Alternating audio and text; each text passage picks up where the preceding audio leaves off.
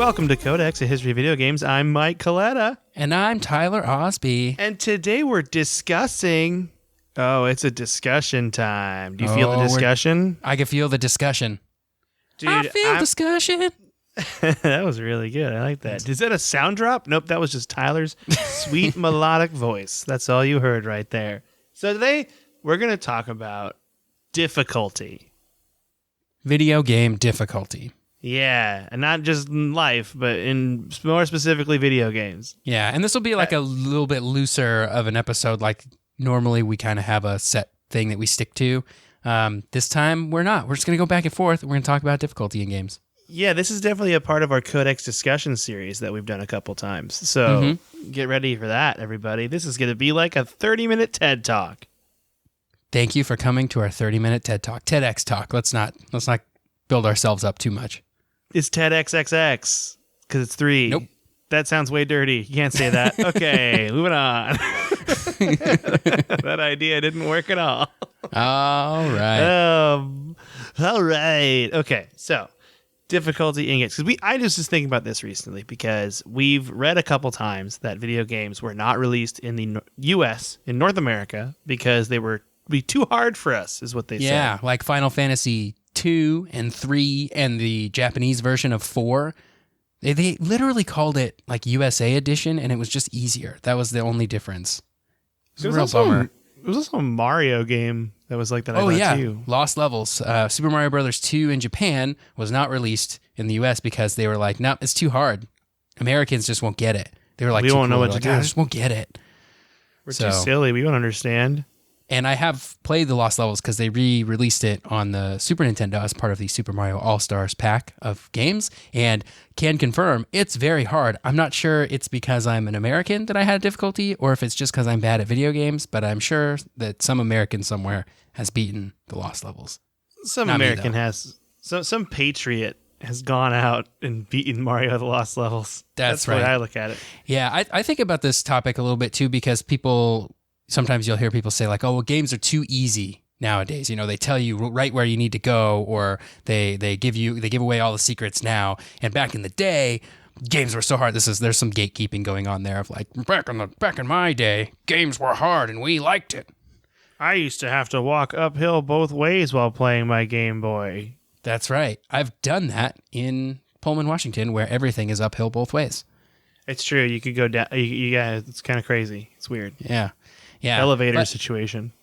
One of the things that I think is sort of iconic about like older video games, especially in like the NES era, was just how difficult they were. Sometimes you'll hear people say this, like they'll call a game Nintendo hard because these games were just so difficult back in the day. And I think it was sort of the difficulty was in memorizing what was happening. And then like sort of just bashing your head against the wall over and over and over until you just knew what was going to happen and you had it in muscle memory. I think the original Battletoads is a lot like that. Have you ever played Battletoads? I think I played it a long time ago as a kid, but it's been so long. I haven't really wanted to. I do love the prank phone call of do you have Battletoads, though? That's a fun thing for everybody. My game that I remember being super difficult was just that damn level on Teenage Mutant Ninja Turtles.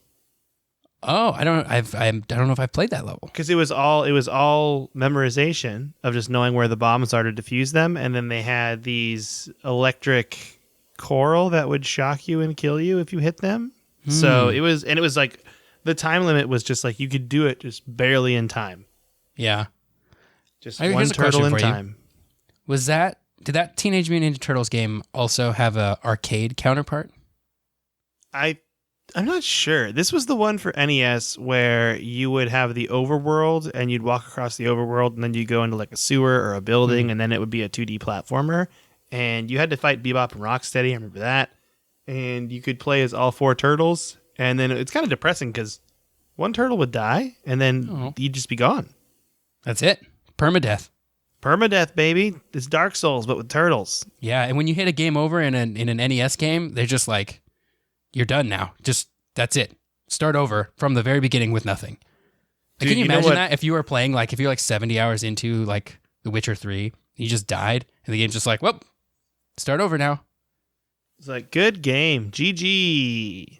There are some games that do Restart. that, I guess. Games will have like a hardcore mode now, like especially action RPGs will have like a Diablo or Torchlight or something will have like a hardcore mode where you die and that's it. But you kind of go into it knowing that, and like the goal isn't necessarily to finish, it's sort of to see how far you can get and to change the stakes a little bit so you play a lot more thoughtfully and smarter. But with the full knowledge that, yeah, you're probably going to die at some point and it's going to be real lame for you. Yeah, die in the game, die in real life. Everyone knows that's right. true. That's how it works.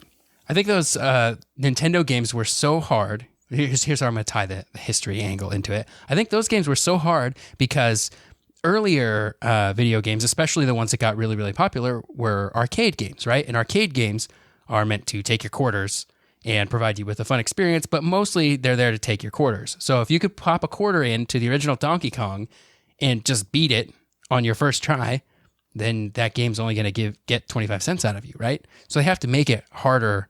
They have to make it like so ridiculously hard that you'll just keep feeding it quarters. And I think that transferred over into NES games. Because like most NES games and Super Nintendo games, like this isn't exclusive to the NES, but most games from that era are not very long. They take like an hour or two to beat. But that's if you know what you're doing and if you've played it so many times that you can just blast through it. Like I think Star Fox 64, you could probably beat that game in like 45 minutes. But you don't beat it on your first try, you know? Yeah, you got to play it multiple times. That's a really good point you just made about arcade games, Tyler. Yeah, so I think the evolution of games to being, I don't want to say easier now, but being more straightforward and being more about the experience rather than like the challenge of executing the thing. Well, I guess games still have that. Like the Dark Souls series is still incredibly difficult and punishing. I guess there's a difference between difficulty and like punishment for that difficulty. Like I'm happy to play something that's really hard over and over and over if the stakes for that thing are relatively low. Like, oh, you start the boss fight over and it's a 2-minute boss fight, right? If you beat it. But every time you die, you just got to start the boss fight over. That's fine. If you got to go back like 20 minutes or half an hour or watch a cutscene, an unskippable cutscene, that's not really difficulty. That's just making you Rude. do more stuff. Yeah. It's rude. That's what that is. You don't provide a skip for your cutscenes. Come on now. Yeah. It's Way to hurt 2020. my All feelings. games should have skippable cutscenes. So the surefire way to hurt my feelings is to not let me skip a cutscene. That's for sure. Yep. Dude, you know what made me think of this? And you're gonna feel bad for me. You're gonna feel bad, I think, because this is your wheelhouse. You ready? Yeah. I downloaded Metal Gear Solid 2. I watched a long cutscene, and then I died like 4 times, and I turned off the game. It doesn't explain how to do it. I don't know how to play it. I feel like such a noob. I've never felt like more of a noob. The first level, like the tanker, like walking. The tanker? Oh, Well, yeah. because it's all like, it's hard to see because it's all rainy and The stuff. controls are also so, I don't know what I'm doing. Yeah, they're I pulled old-timey out my controls. gun and I just like pointed it at the guy, and it was like I was trying to stick him up. Nothing came out. Didn't fire it. Just trying to stick Oh yeah, the guy because up. you have to press B to pull your gun out, and then I think when you let go of B is when it fires. Had no idea. Something like that. This is just a revelation right now. You gotta read the instructions. That's the other thing about old games is like you always had to read the instructions because like the game isn't gonna tell you how to do anything. So you had to That read the was instructions cool. and know what the controls were. But You you, know could what, this is- generally figure stuff out too because controllers only had like 2 buttons. This is my fault because they definitely have a PDF of the instruction manual on the menu. Did you know that? Well, I thought that was a no. really cool feature. Yeah, you can pull up the instruction manual from number 2 or 3 and read it. I should have done that, and then I would have known. Oh. But I was like, I like video games. I don't need instructions, and I just got really frustrated. Classic. Well, I believe in you. I believe in your ability to go back and get it done because I the didn't tanker level delete it. actually is fairly difficult. I didn't- It's Yeah. the first thing that happens, but it's not the easiest thing that happens. I didn't delete it off my console because I was like, you know what? Just go take a break. Come back to this when you feel like it. Mm-hmm. You need to play through this anime. That's what I said to myself. Yeah, play through this anime, and the cutscenes are skippable. Oh, I know. I didn't want to skip it though because I wanted to watch. I wanted Yeah. to watch it. So You got to watch it the first time. You can skip it after that. Obviously, if you're dying and it's playing the same cutscene over and over, just skip it. it just bummed me out. I was like, oh no, I don't know what to do. I felt like a real noob though. I haven't felt that way in a video game in a long time. But those older video games, man, punishing. I was Yeah. playing Mario 3. in the green room of the comedy club. My friend brought a Switch. We played that, and we almost beat Mario 3 in one night. And then That's we just a long game. Yeah, but we didn't warp whistle either. That was the rule. Oh, you can't man. Warp. We had 3 shows though, so we were there for like 8 hours, so we had a lot of time. But we got to World 8, and it got real hard, like real punishing. Like there was that one tank level that my friend was like, "We're just gonna save the P-wing for this level because I don't even want to go for it." And I'm like, "Sounds good to me." Yeah, dude, that game is really intense because you get to the 8th world, and then you do like there's like a few special levels that are like kind of neat, and you're like outside Bowser's castle, and then you like kind of go inside Bowser's castle a little bit, and there's like some weird hands that grab you and pull you into levels, and then there's like a whole nother world after that with like 10 more levels that are just all incredibly difficult. And you can't see the whole map. Like, you don't know where you're trying to go because you can only see, like, a little bit of space around Mario on the world map. It's super frustrating. Yeah, it's really hard. We got to that part, and then we ran out of time. The shows were over. Yeah. And then we were like, we got to call it. But still had fun, though. But yeah, those games are punishing. I like that, though. Especially with a simple game like a platformer. You need that. Yeah. And it was also back in the day, if you finished a game, or as we said, beat the game, you truly were a master at that game, right? Like, that's true. When I beat Metal Gear Solid, and I love Metal Gear Solid, as we all know, you're not a master at Metal Gear Solid just for finishing the game, right? You played through it. Some parts are harder than others. Like, you have a decent grasp of what the gameplay is about, but you're there to experience the story, and so they purposely don't make it too difficult for you to be able to finish the story. And I think a lot of games do that these days because you're expected to finish it to see the whole thing. Whereas back in the day, it was like, look, if you're not good at Super Mario Brothers 3, you're not gonna get to see the ending. Sorry. Yeah. Brutal. And it's just a different way of designing games. And I think it is outdated because I think of games as like a holistic experience now rather than just like a challenge to be mastered. Like, sure, that's part of it, but I also want story out of my games now. If it's a multiplayer game, like I want a robust like community system, right? Like, how can I find people to play with? Like, I want a lot of things that we didn't want back in the day when these games were still arcade games, but put in your home. Yeah, you really want to go for the easy to learn, hard to master nowadays. You know what I mean? Yeah. Whereas before it was hard to learn, hard to master. Yeah. And there's like most games that if they have like a compelling sort of gameplay thing going on, will have a more difficult optional things that you can do. Like a lot of JRPGs will have like an optional super dungeon that's like, you actually have to be good at the game. Well, maybe JRPGs aren't the greatest example because usually you can grind your way.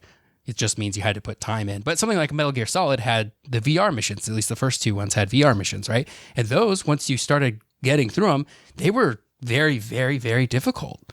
And it wasn't expected that you just get through them all, right? You're not expected to be able to do them all because you got to be good at it to be able to do them all.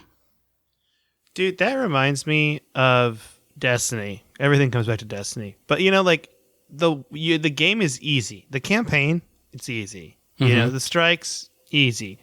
You play that game to get to the raid. You know, the people that are really into it, that's what we do.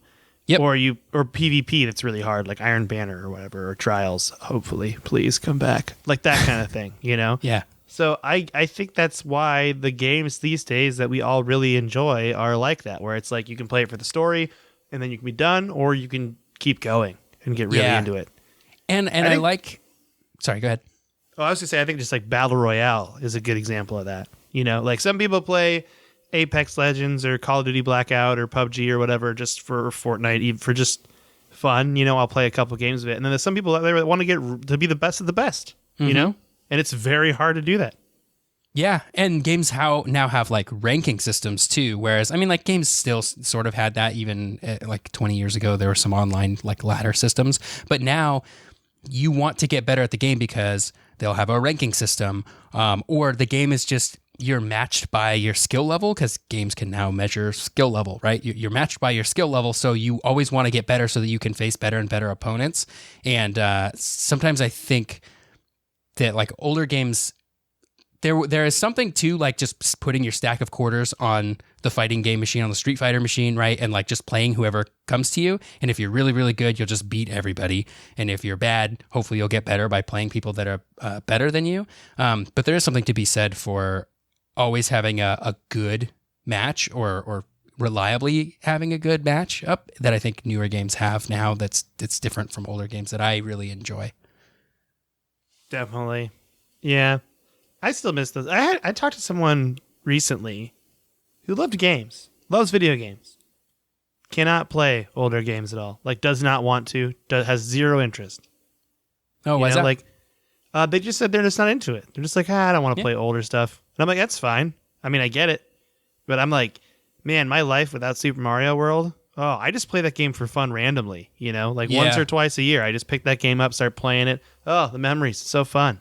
And how much of that is like, so this person, I'm going to assume that they didn't play games when they were younger, like older games when they were younger. I don't know though. They listen to the show too. I just don't want to call them out right now. Yeah, I don't want to. All right. Well, if I guess put them on blast. I'll ask them though. I mean, I see them once a week, so I would assume that because sometimes I think that like the reason I love to play old games is because I just remember playing them. Like I don't play a lot of new to me old games. Like when I play old games, I'm generally replaying a game that I have fond memories of, and games that I don't have fond memories of, they quickly like start to show their age because I don't have like nostalgia goggles to blind me.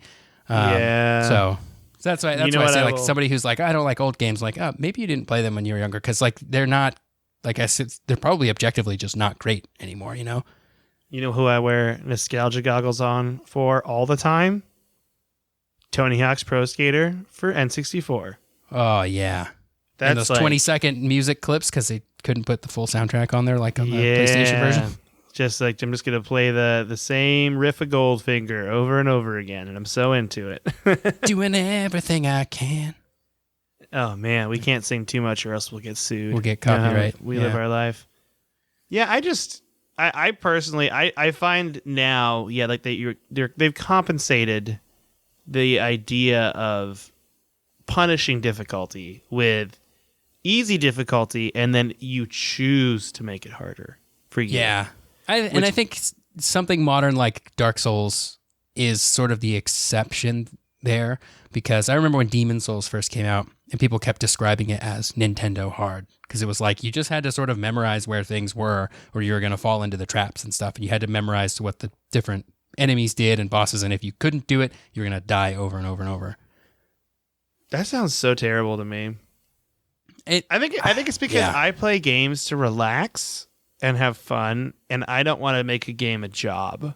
And I feel like to beat those games, you need to memorize things and make that game a job. You know what I mean? Yeah.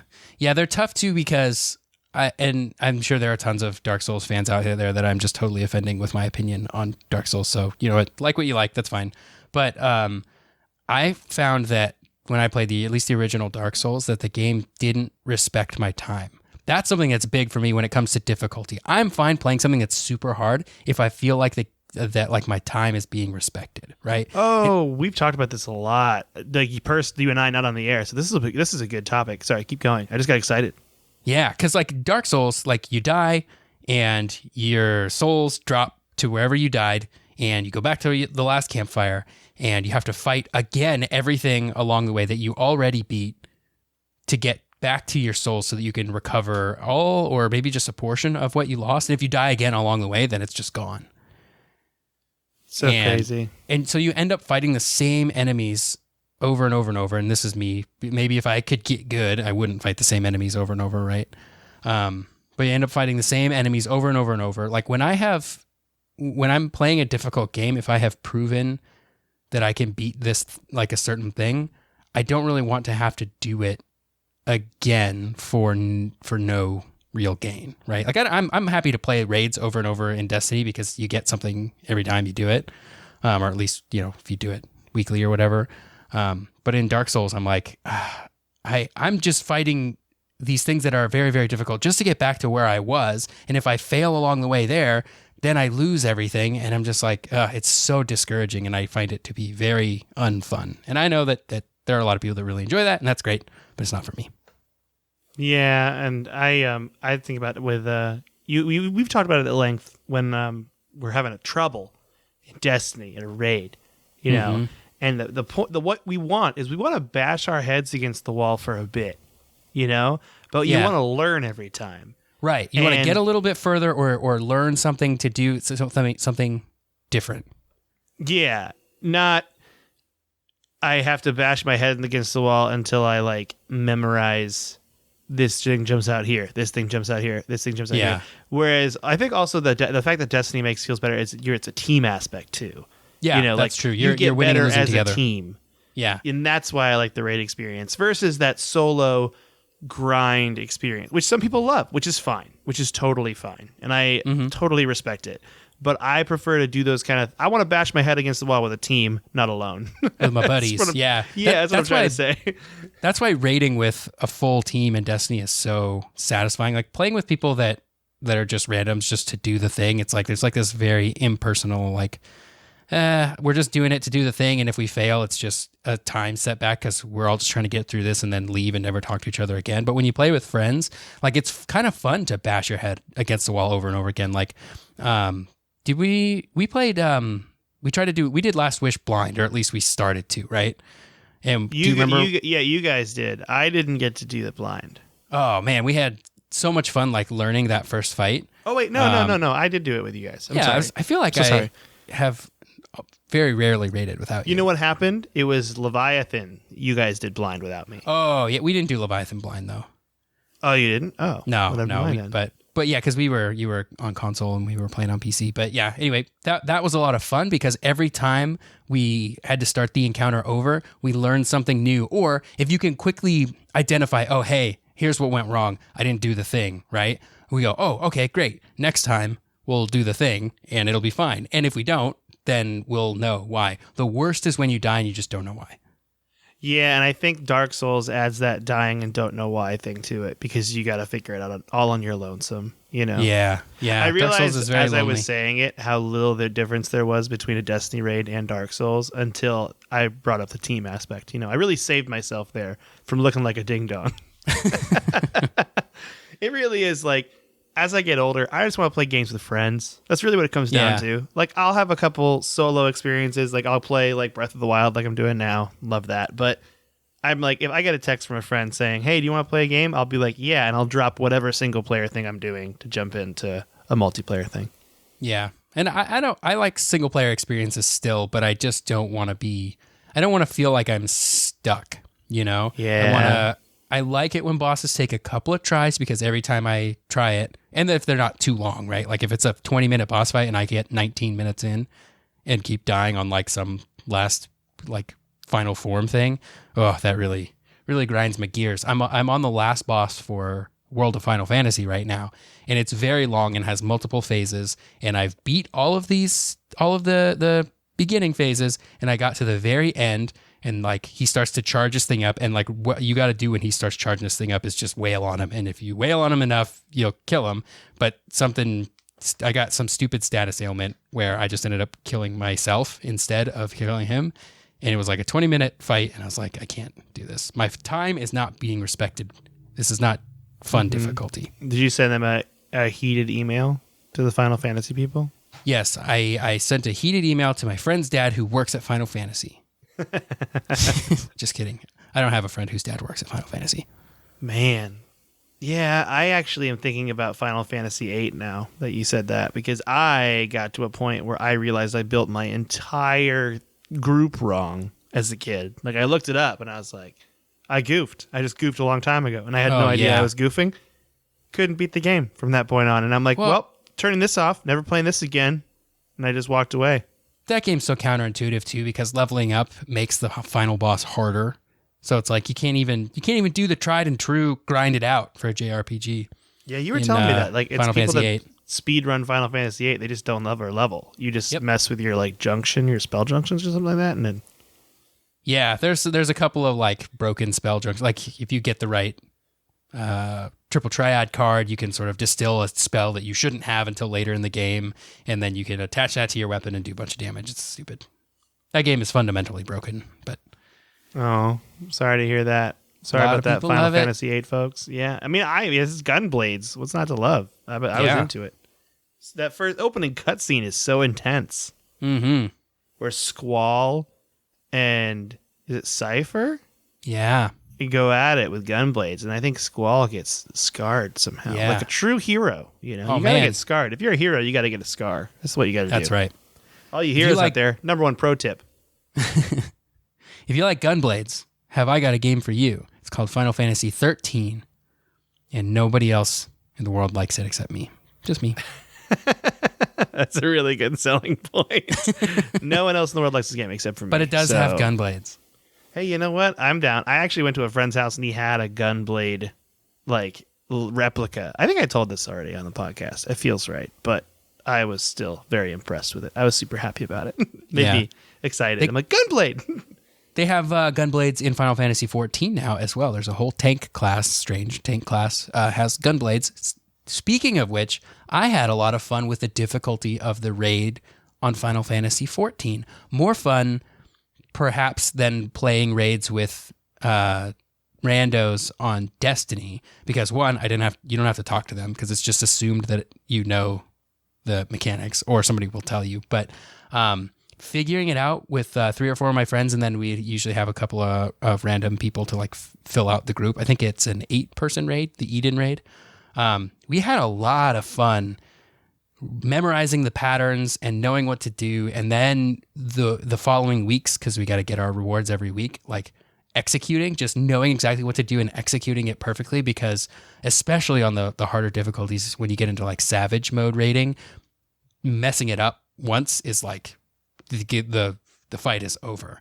But I felt that Final Fantasy 14 really respected my time well, because at least with the Eden raid, not all the raids are like this, but the Eden raid is just boss fights.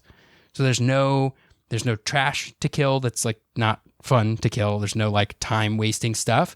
And the fights probably last maybe 10 minutes if you get through it. They're probably about 10 minutes. So when you lose, you know where exactly you were in the fight when you lost.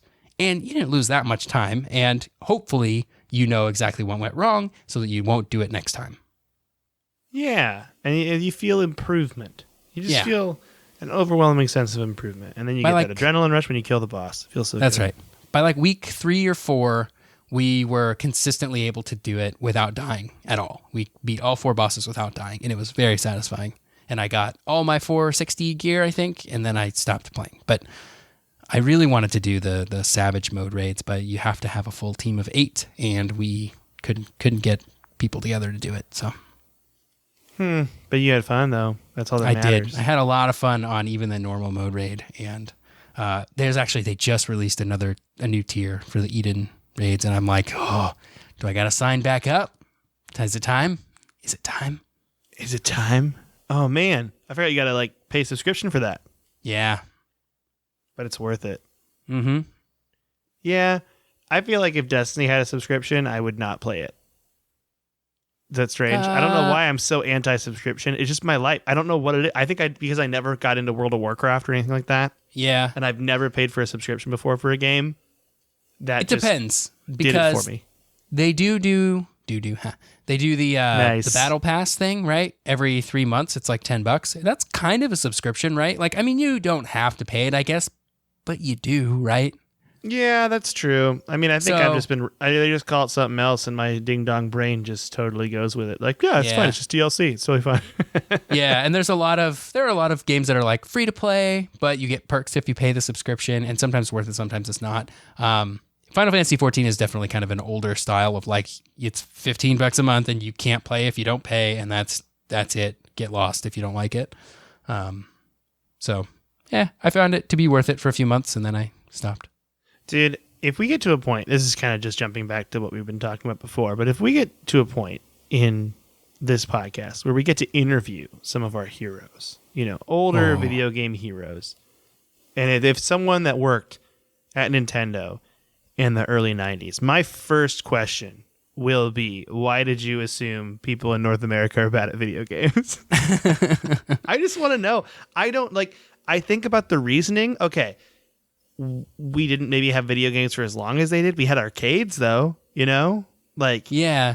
Like, I feel like was Japan really that far ahead of like the video game playing curve than us? Am I missing something?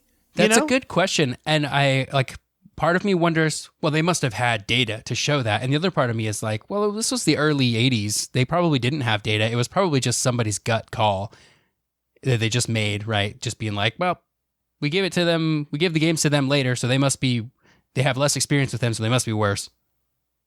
The end. Yeah. I mean, I guess it's better for them to not take the risk that people get pissed off because your game's super hard and when it's easier for them to probably just make it easier. You know? Yeah, but why did they assume that like, well, this is okay for Japanese players, but American players? I don't know. That's a good thing. We may be able to research that and figure out what the deal is there. Yeah, because I want to. There was definitely a pattern there of Nintendo and Square, at least, right, and probably many more. And maybe it still happens today. Like, there's a lot of games that don't come out here that come out in Japan still, and I wonder if those reasons are that still, or if it's more centered around localization and they just don't think like the game would resonate.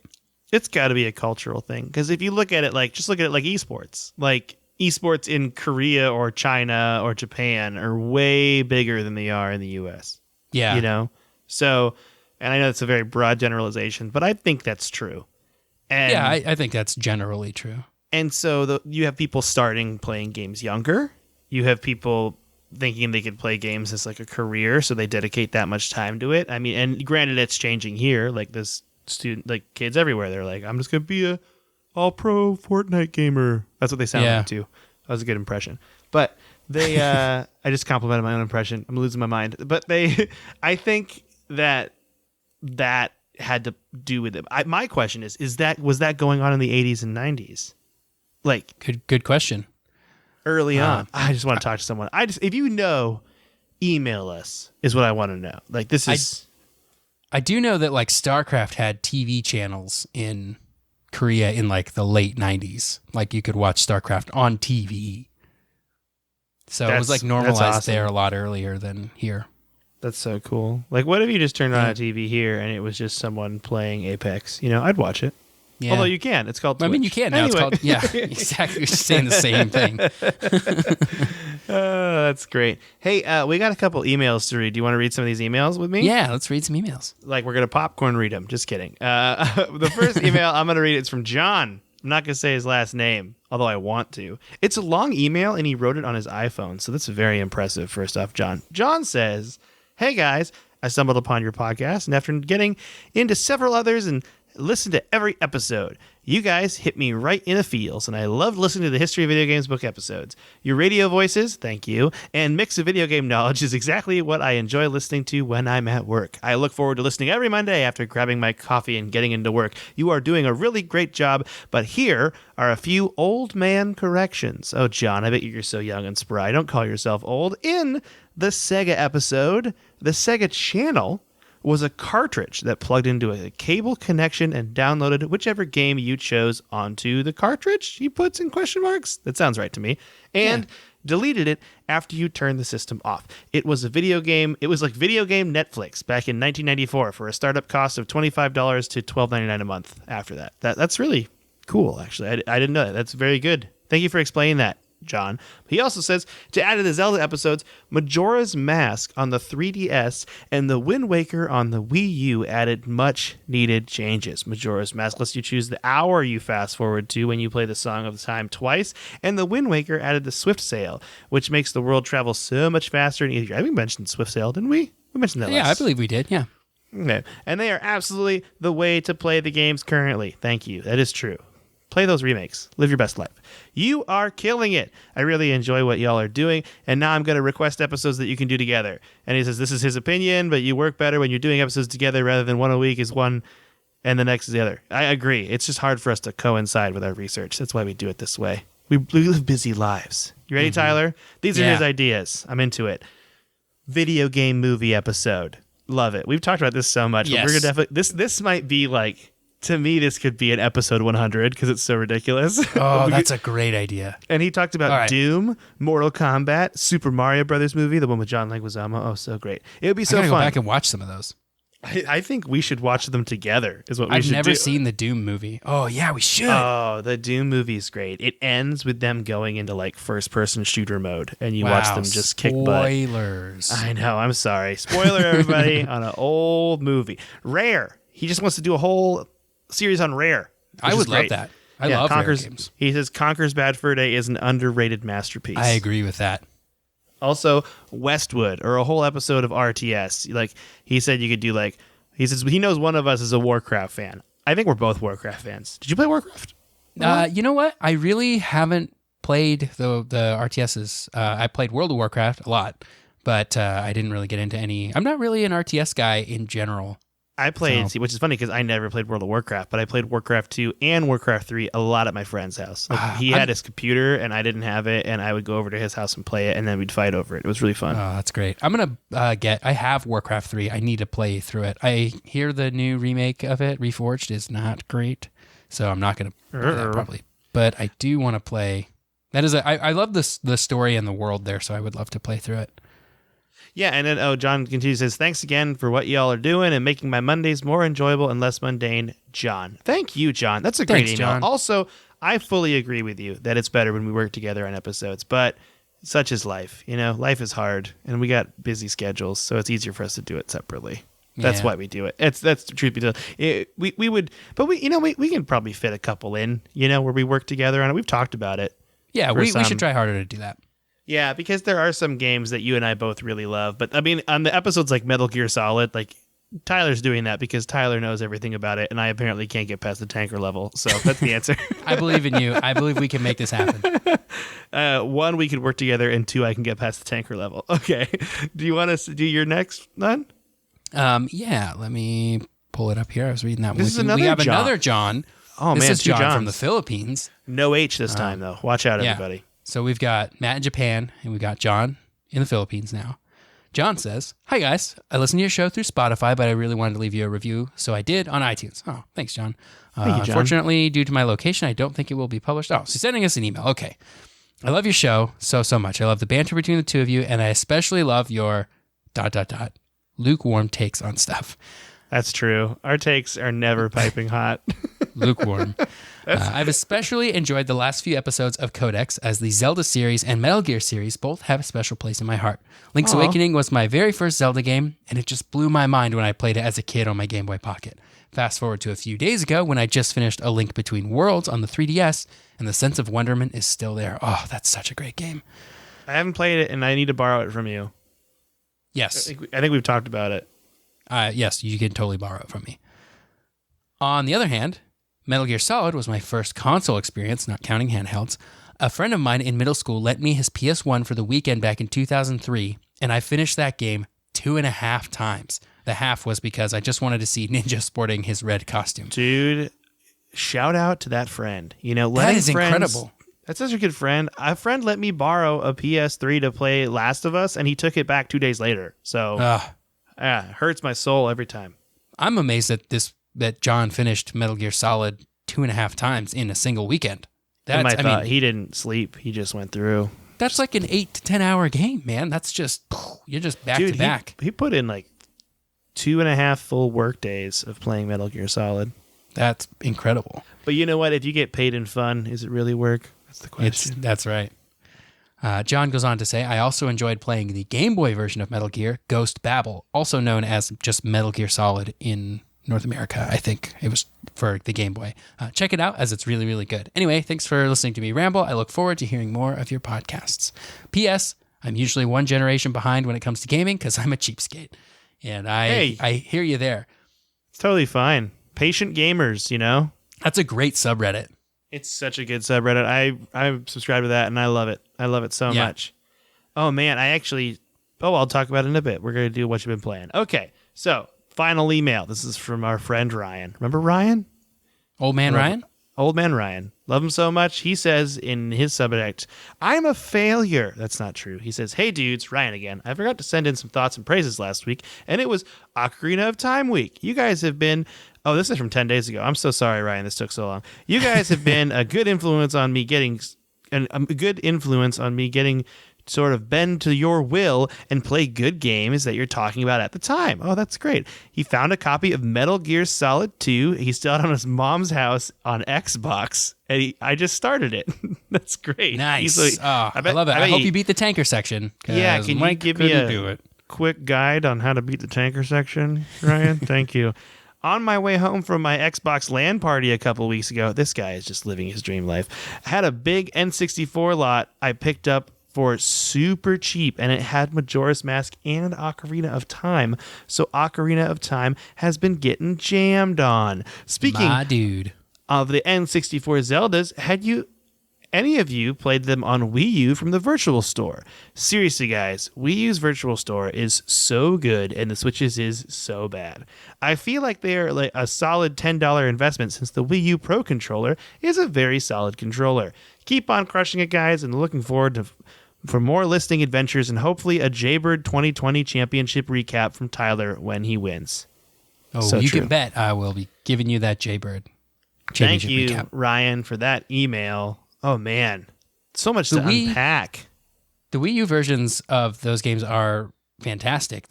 I fully agree with you, Ryan. The Wii U's Virtual Store is awesome, and I don't know why they didn't just put that on the Switch. That's all I had to do was just take that and put it on the Switch. So what makes the Wii U store awesome? Does it just have more games and stuff on it, or like?